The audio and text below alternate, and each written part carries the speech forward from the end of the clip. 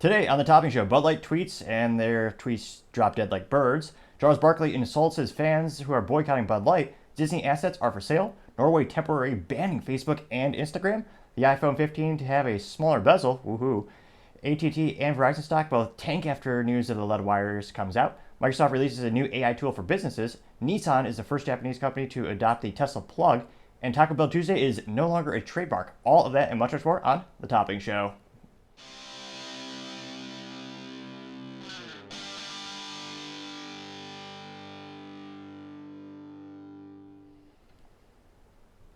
Thank you, everyone, for taking the time to tune in today. Today's episode of The Topping Show is sponsored by Topping Technologies. Topping Technologies is an IT value-added reseller and services company with a special proficiency in IT security. Heck, see their founder at least twice a day. Gotta say, he's quite handsome and brilliant. He's me, that's a joke. If you're an IT leader or business owner and need a little assistance, you can reach the team at sales@toppingtechnologies.com. Now, going on to the business part of the podcast, you have Nissan being the first Japanese automotive company to adopt the Tesla plug. Now, keep in mind this also, it hasn't been announced yet, but it's probably indicative for the whole group to become all Teslas as well. When I refer to the group, I mean the Nissan group. So Nissan is actually part of a larger organization by the name of Renault Nissan Mitsubishi Alliance, which, as you kind of guess, they kind of had to band together because they were barely staying alive and barely profitable. So they had to come together, and now unfortunately Mitsubishi makes mediocre SUVs instead of piece of automotive history and beautiful three-pedaled sports vehicles. Rest in peace, Mitsubishi. You have fallen so far. The Eclipse is now an SUV. Used to be an iconic three-pedaled sports car driven by Paul Walker and Fast and Furious, cemented in automotive pop culture. But I digress. Maybe they'll make a comeback sometime soon. No, probably not. Now, it looks like the strategic alliance is going to begin in 2025, in which Nissan will equip the EVs with the Tesla-developed North America Charging Standard, also known as NACS, because acronyms make it sound smart, and they're pretty cool. And their goal is to have about 40% of their vehicles in the U.S. be fully electric by 2030. That's according to Nissan, which, of all the vehicles to buy an EV from, one would probably say Tesla. They've been around the longest. They're moderately reliable. I mean, Nissan is known for the Nissan Leaf, which was one of the first to market for a 100% EV vehicle, but it was small, apathetic, pretty unreliable.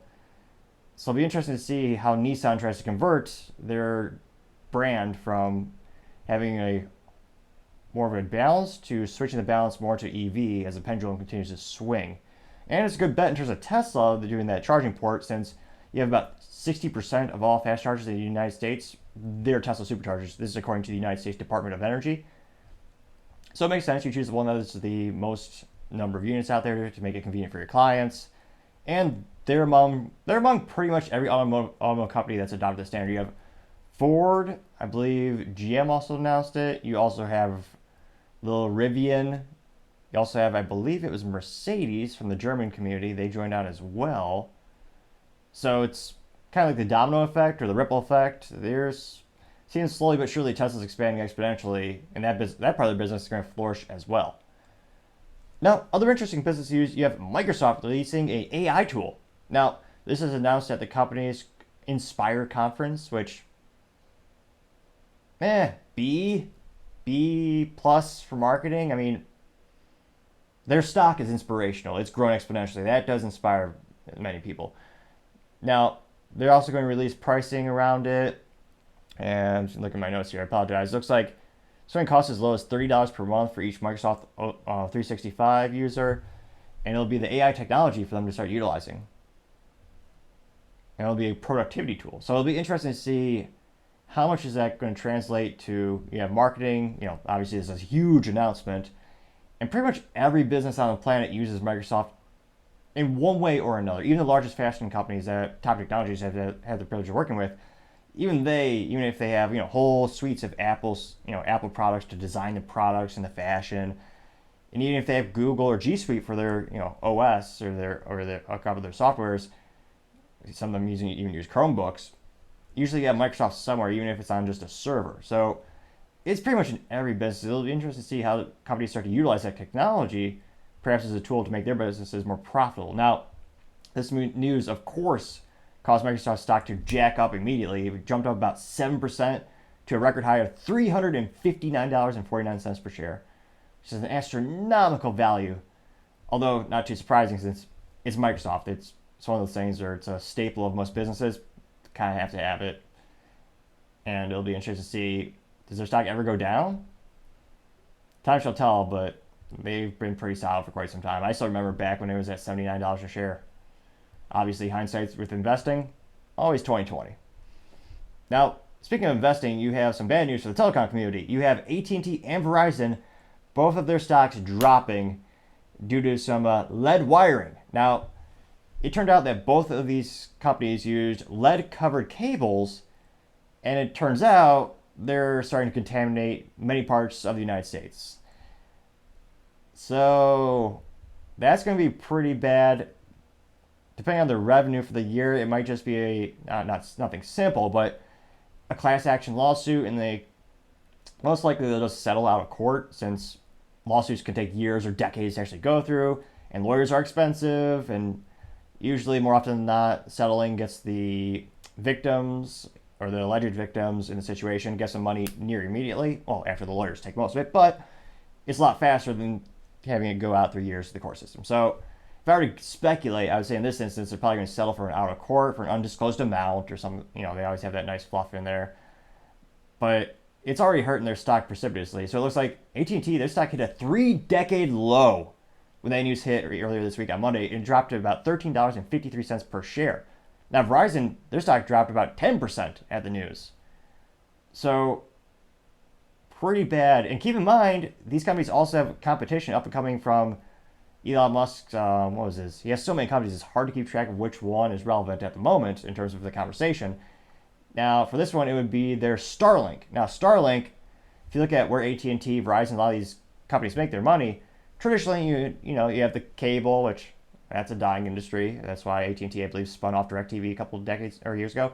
But you also have cell phones, so pretty relevant, and you also have internet, whether it be a fiber optic cable running to your house, or in you have Starlink's cable instance, they have a dish and a satellite.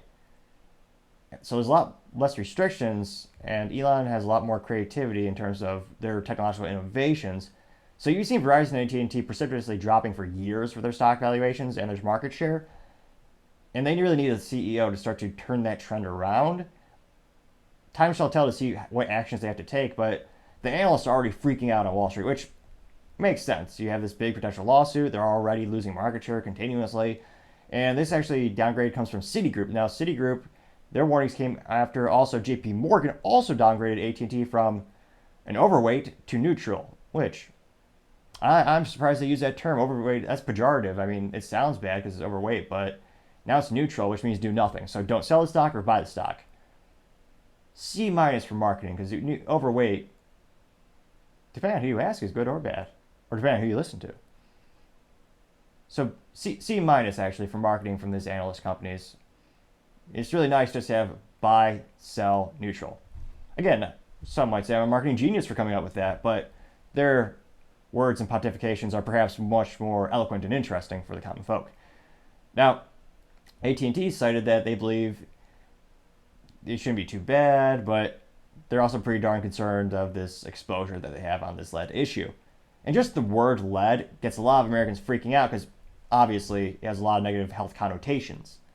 So just the news alone, we don't have the data yet on how many people this has affected, how many illness cases or death. We don't have any of those quantifiable numbers yet, but just the news and the just worry that it might happen soon, it just caused the stock to just crash, which really goes to show you the power of stock markets and actually the importance of just PR and just news in general, because this just had a huge effect on those companies. Now, other interesting business news, you have the iPhone 15 is going to have a thinner bezel. Well, golly gee whiz, that's exciting. Now, this comes from a prominent leaker by the name of Ice Universe, which D+ for marketing, it's better than, if this person is known for leaking a bunch of interesting things about iPhones and Apples, Apple leakers, something more related to leaking documents and leaking this news, or like Newsleak, something Yeah, he does not get a good grade for marketing in my marketing department. Now, this is claiming that the iPhone 15 Pro Max will have the thinnest bezels ever found on a smartphone. Ooh. That'll surely justify the price of it being more expensive than a down payment for a vehicle. For Apple fans.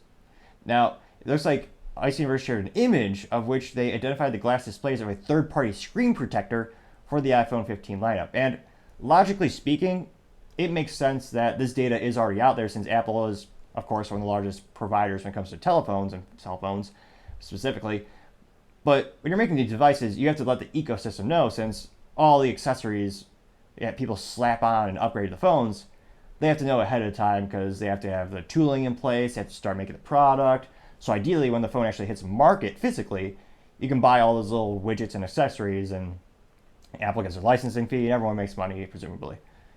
Now, it looks like in terms of the reputation of this gentleman by the name of ICE Universe, they also leaked out the prediction of the smaller notch on the iPhone 13. Fascinating stuff. Now, all that being said, I don't know how that's going to drive more sales, and it'll be interesting to see, excuse me, how is Apple really innovating right now? They came out with their nerd goggles, those kind of fell flat on their face because who wants to spend about $4,000 on a smartphone to plug, just put on your face awkwardly? I know you can see through it and it does extra things, but according to my LinkedIn poll, 40% of the 256 people I believe I polled, they all agreed that when we categorized, what do you think of the new the Apple iPro Vision Banana Falcon? And the options were, we thought it was really innovative, somewhat innovative, nerd goggles. About 40% of people said nerd goggles. Granted, the sample size is usually IT people in Texas, just based on my connections, but how is Apple really innovating? We've had the iPhone for decades now. I think it came out in 07 or 08. And every year it gets a little bit nicer camera, and it gets a little bit thinner. Okay. Are they really looking into the future on what the newest technology will be about telecom or communications in general? There's a lot of speculation maybe it'll be implant technology where you shove something in your head physically or you inject something in your body. Who knows? Nanobots, science fiction, funny third thing. But I'm sure it'll make them a lot of money, but long term it'll be interesting to see what are they really doing to stand out and differentiate from Android, besides being much more expensive and having couple nice components. We shall see. Now, going on to the culture part of the podcast, you have Charles Barkley praising Bud Light and telling boycotters to F themselves. Now, I did some research, and it looks like Charles Barkley was a ball player on a hockey team. Kidding. I know some of the sports balls fans are in the audience listening intently. I know he was on some types of sports team involving balls, most likely basketball. Personally, I'm always more interested in fascinating the business behind sports teams, but I digress. It looks like, I don't know if you had a breakdown, but let's hear what he had to say. I want y'all to drink this fucking beer. That's a tall order. It'll hurt your taste buds, most likely. I want y'all to drink this fucking beer. I got 3 cases of Bud Light. He's responsible for 50% of all Bud Light sales, allegedly. He just said he has 3 cases? I haven't seen anyone buy a bottle. No, I think I've seen 2 people buy bottles in the past 2 months. So he might be the number 1 consumer right now, actually, now that I think about it. The sales data will be fascinating to see. Hey, and I want to say this. If you're gay, bless you. If you're transgender, bless you. And if you have a problem with that, fuck you. How eloquently spoken. Charles Barkley. So smart. So brilliant. And I'm pretty sure these days he just comments on sports balls. What does Charles Barkley do for a living? Certainly he gets paid to do something. I guess he is a sports commentator still. Presumably, he's an I love how they spin these titles these days. He's a sports analyst. Ooh. Very, very impressive, Mr. Barkley.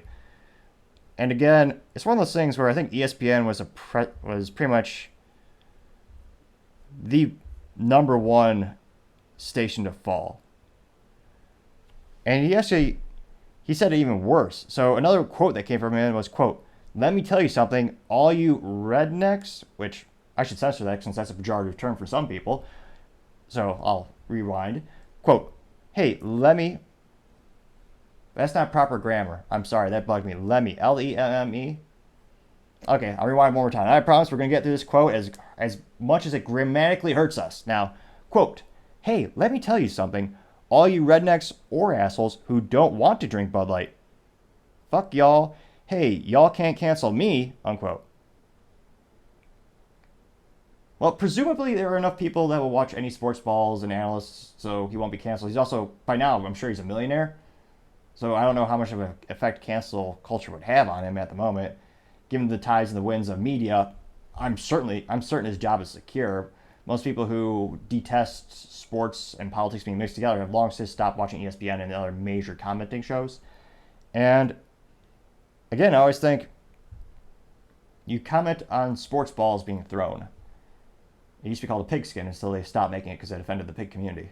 And now I think they're made synthetic. So, but then at the same time, now they're hurting the hippie community or the environmentalists because plastics are evil, I'm told.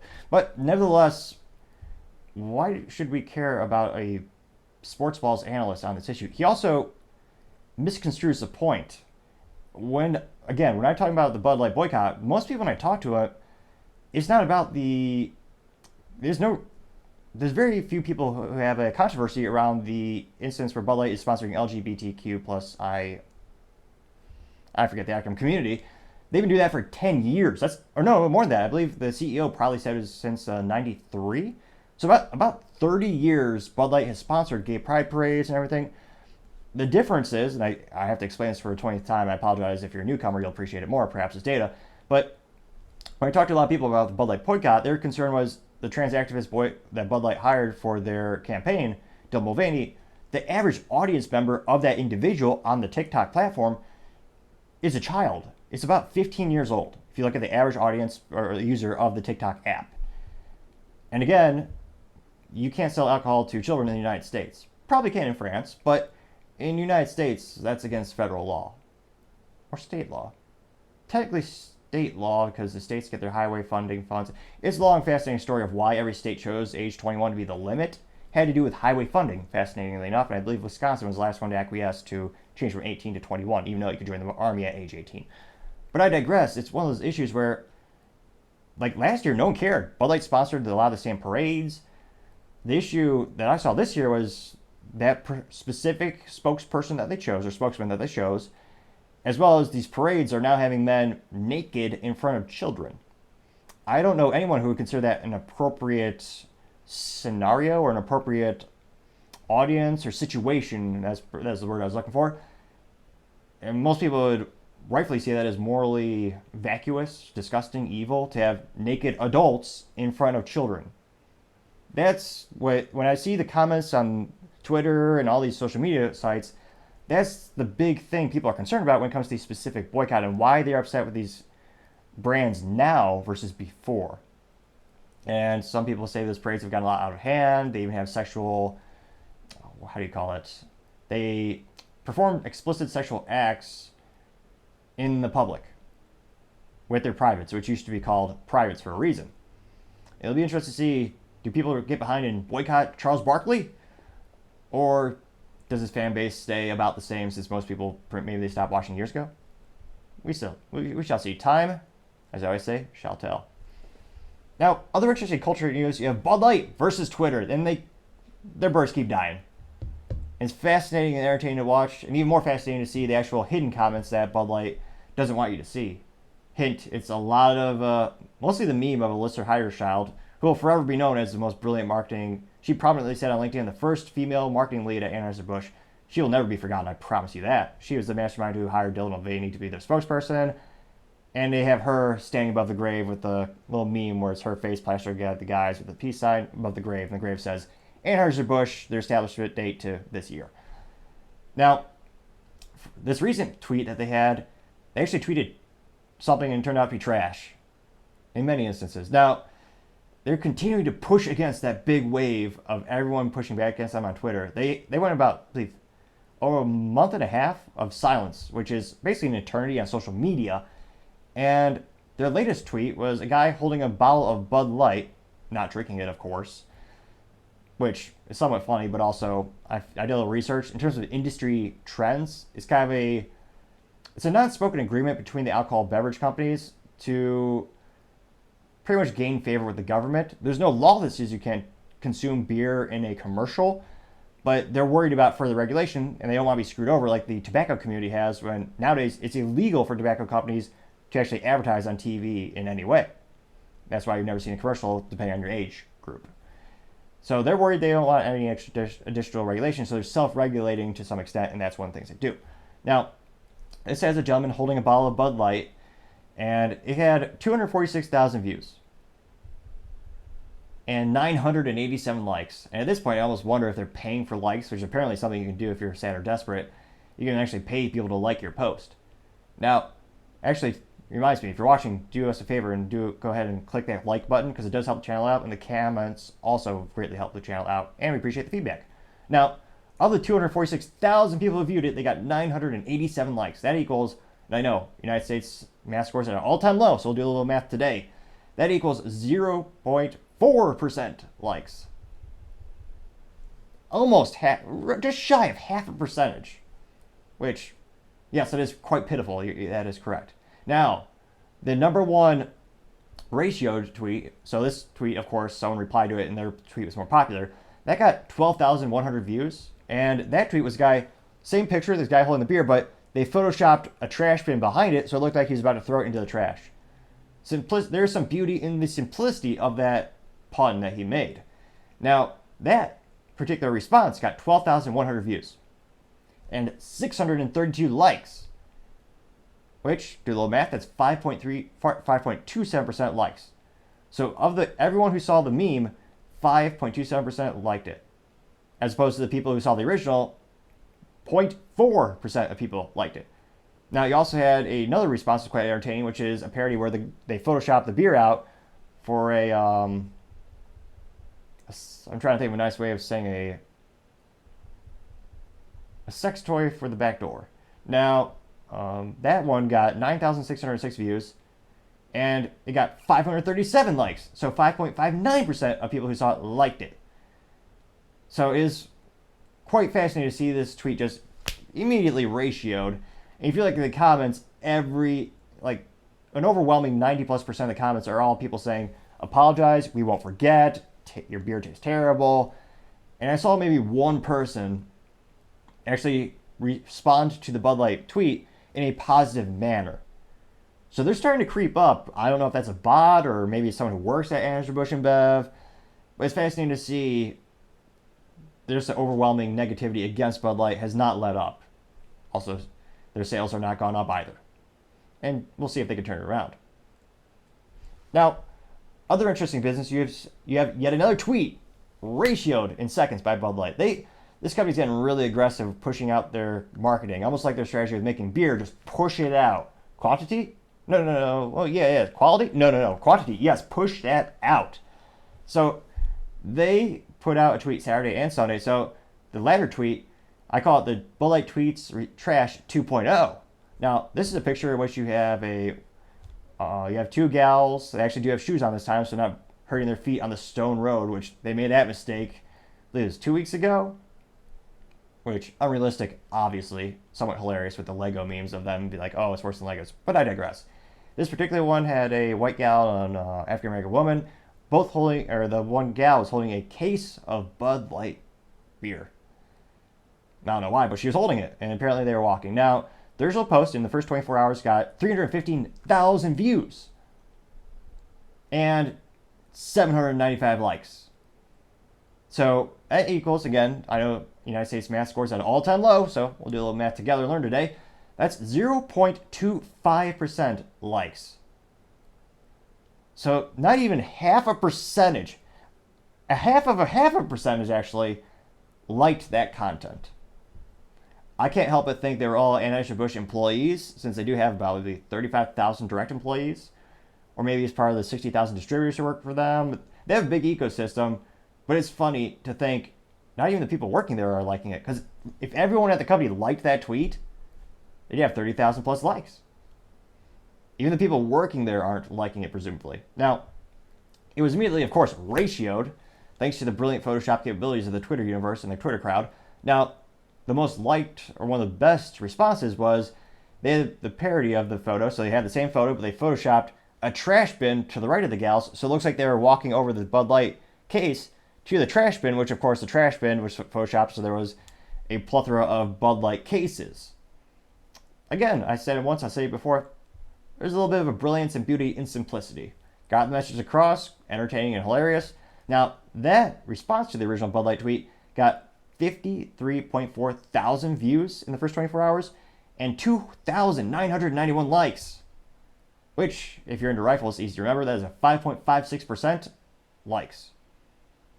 Which is astronomically good. So it gets even better. The second most popular response to the original Bud Light tweet of the gals walking around with a beer, that one had the same thing with the girls carrying the beer, but they actually photoshopped the background behind the girls, so they're actually in a landfill. Which, presumably, I don't know if they bought the beer. I don't know if the joke is they bought the beer at the landfill because it's so cheap and poor quality, or if it's because perhaps they're just sending it to the landfill, or maybe they bought it at the landfill, they're going to throw it away at the landfill, thereby having the best carbon footprint on the planet because it goes exactly where it intends to go. Literally, you don't even have to truck it anywhere. It just goes, make it there, throw it away. That would be hilarious as well. But that one had, within the first 24 hours, 13.8 thousand views and 515 likes, equaling a like percentage rate of 3.73%. So the responses to Bud Light got a 5.56% likes and 3.73% likes. Bud Light, the company themselves, got 0.25% likes. They continue to be the business blunder of the year. Some might say a decade. Perhaps we should send the CEO, Brendan Whitworth, a trophy to commemorate their brilliant business decisions. That's sarcasm, folks. Now, other interesting cultural news, you have Disney assets for sale. Now, this comes as Bob Iger is considering selling some of their assets because they're bleeding money hand over fist. And just trying to, it's almost like the definition of insanity is doing the same thing again and again, expecting a different result. Now, that's something you usually teach children in first or second grade or even kindergarten, depending on their intellectual capabilities. But this 50-plus-year-old CEO and 100-plus-year-old company eludes them for reasons. Now, perhaps they're starting to learn or maybe they're just going to put more money into it by liquidating certain assets. Now, this comes from an interview which Bob Iger, the current CEO of Disney, went with. He went to interview with David Faber, and admittedly, Iger noted that its local TV stations, such as including ABC and FX, are, quote, may not be core, unquote, to the Disney company. Which, of course, I actually think that would have been prudent to get rid of those things years ago. There was a time and place where that made sense, and perhaps, I don't think Bob Iger is foolish enough in terms of business sense for his situation to be sentimental about ABC. In terms of respect for his CEO's work ethic, I am quite admirable of Bob Iger. I actually plan on buying one of his autobiographies to learn a little bit more about them.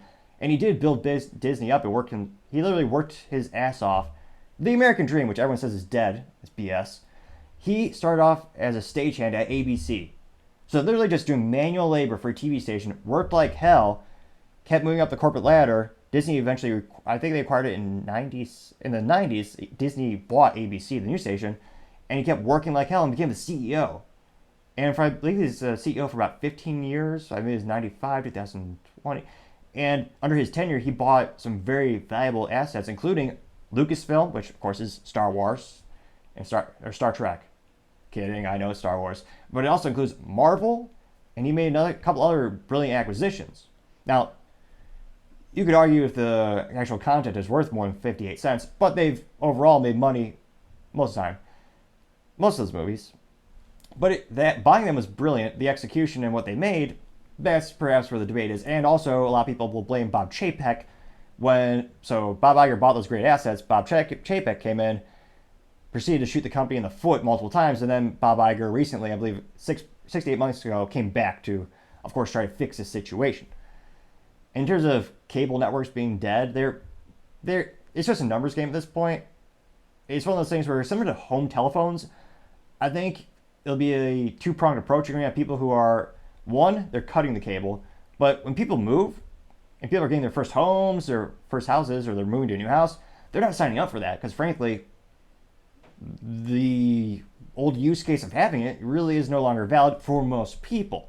So you're going to have that double-pronged approach, and it'll be interesting to see how much that continues to just tank. Now, a lot of people thought Disney streaming might be doing great.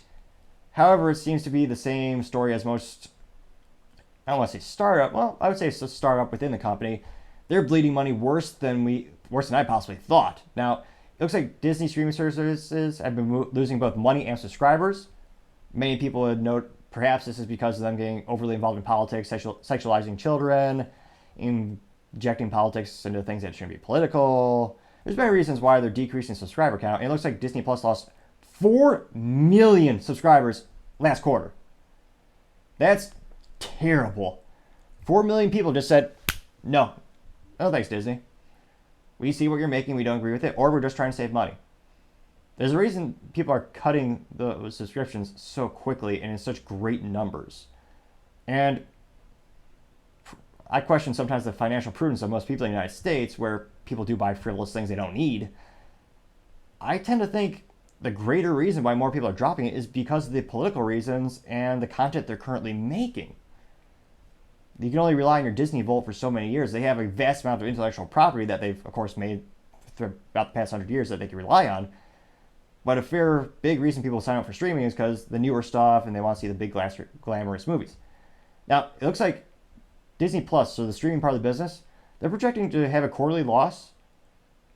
Not 10 million, not 100 million, not 200 million, $800 million in one fiscal quarter.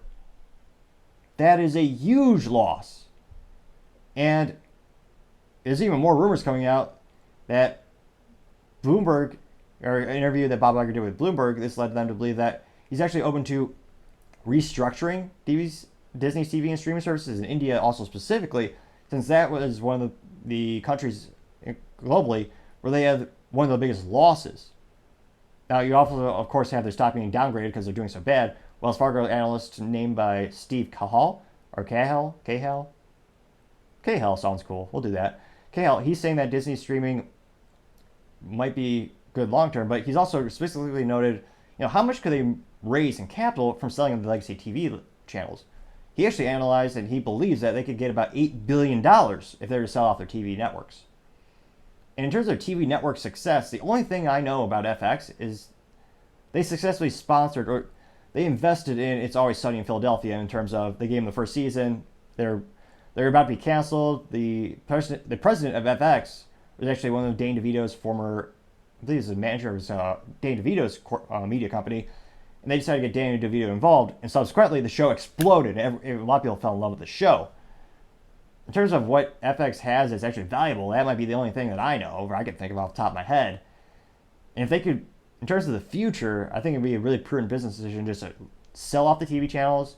That'll give you, again, I'm not a mathematician or a brilliant mathematician, but if you're losing 800 million per quarter, but you get 800 billion, it's about 10 quarters you could actually break even. Which, of course, businesses can't do that forever. You got to make profit eventually. But it'll be interesting to see what's their long-term plan or how is that going to work out. Now, interestingly enough, Bob Iger doesn't want to sell all of their TV assets. It looks like he kind of has his heart set on keeping ESPN, which I would say is pretty much worth little. It's not worthless. Well, the content is, my opinion, but that was the first, in terms of you study media, that was the first network, and specifically the first sporting network, that really leaned into politics and political commentary when you're talking about sports balls. Which, again, sports enthusiasts, I presume, they want to know, hey, that guy threw ball in hoop, 3 points or 2 points, whatever. Do they really care about, this player was saying something about guns, and I remember, actually, like 2 or 3 years ago, there's an ESPN commentator, and he made a comment about, it's so useless. There's a player which assaulted the wife, and she only had a knife. they're like, oh yeah, you never need a gun. And a gun would not have stopped him because he's such a big bodybuilder, an athlete. Which is the dumbest thing I've heard in several years, since there's a very famous quote that God made man, but Samuel Colt made man equal. Samuel Colt was a brilliant man who patented the successful design of the revolver. Now, it is true that it is a great equalizer. It makes it so that, regardless of your body size, you can defend yourself as the founding fathers intended.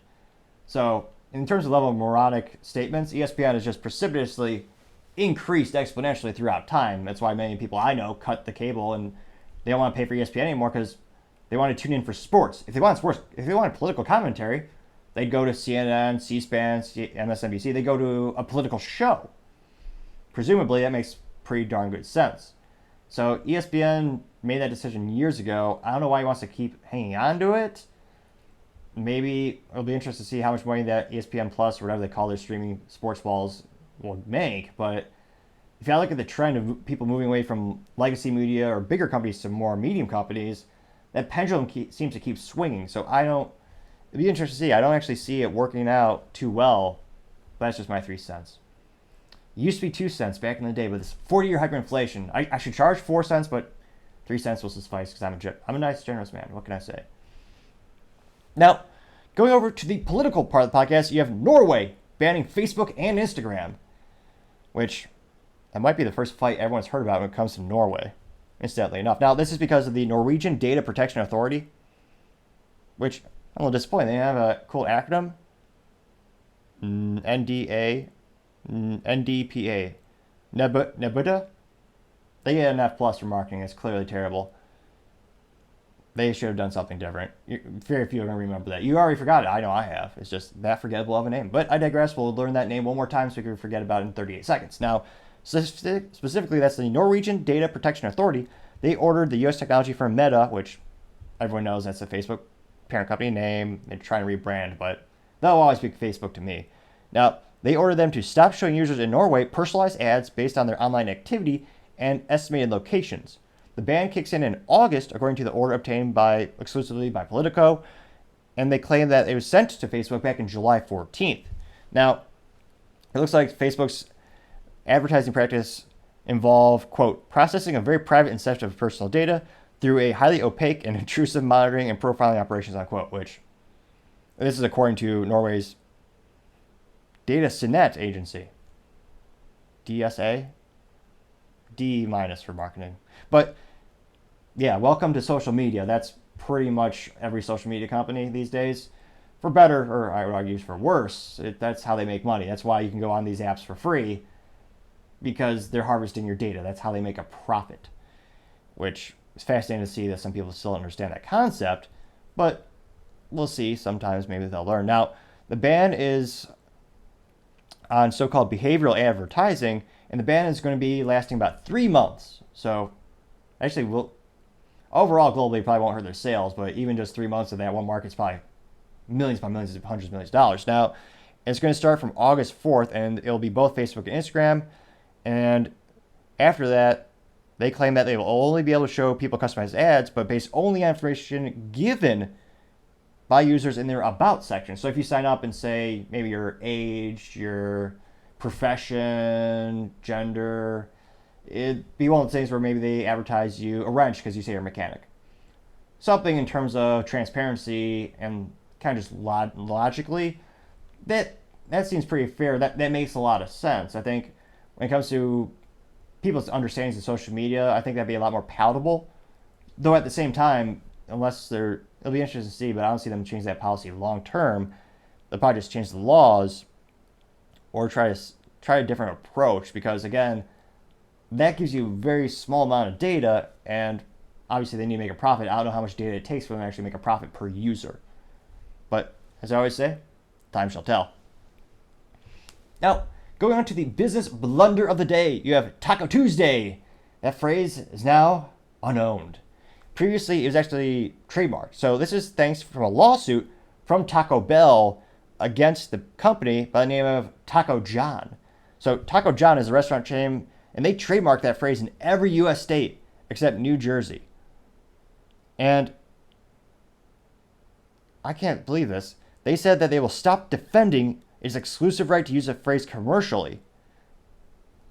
Now, Taco Bell actually petitioned the U.S. Patent Office and the Trademark Office back in May of this year, trying to get them to legally surrender the trademark. Now, Taco John, when asked for commentary, they said that, quote, rather than continue to a legal fight that would have cost millions, they decided to make a $40,000 donation to an industry nonprofit, urging Taco Bell to do the same. Now, the business blunder here comes from Taco John, partially just for not defending their intellectual property, or their trademark, which they did own, but specifically, they really didn't incorporate it more into the company and make it more unique to them. I think the big issue that a lot of people had with this was just the term Taco Tuesday is too generic. If they were to incorporate, and again, I'm no marketing guru by any means, I do a little bit, but I would think if they would have made it more personable and more directly correlated to their business specifically, they probably could have held on to that trademark for presumably forever, and there wouldn't be as much as a cultural backlash against this, because a lot of people were upset because it's such a common thing to say that a lot of people suspected Taco Bell it would have been one of those things where they would have most likely lost the battle in court. And the business blunder is a brilliant idea, but it just wasn't perfectly executed and perfectly customized enough to make it, in my opinion, and I guess in the public's opinion, truly theirs, which would have been brilliant because, again, it is a very catchy term. Everyone says it. But it just needed, what's a good metaphor for tacos? A little bit more guac on it, as the youth might say, or onions. Or people put, whatever people put on tacos, presumably. But if they did that, that would be a little better. But to have that kernel of idea and not really exploit it, making it a competitive business advantage, and then just letting it go, that's got to be the business blunder of the day. Thank you, everyone, for taking the time to tune in. Don't forget, we're trying to get to 3,000 subscribers by the end of July, so I greatly appreciate it if you click that subscribe button. Also, every time you comment, it greatly helps the channel out. It gets the video shared more. Also appreciate the critique as we try to make the show better and better. Also, don't forget to like the video. And lastly, don't forget to tell your family, tell your friends, tell your coworkers. Heck, tell your enemies, tell anyone and everyone. Just stay safe and fight the good fight.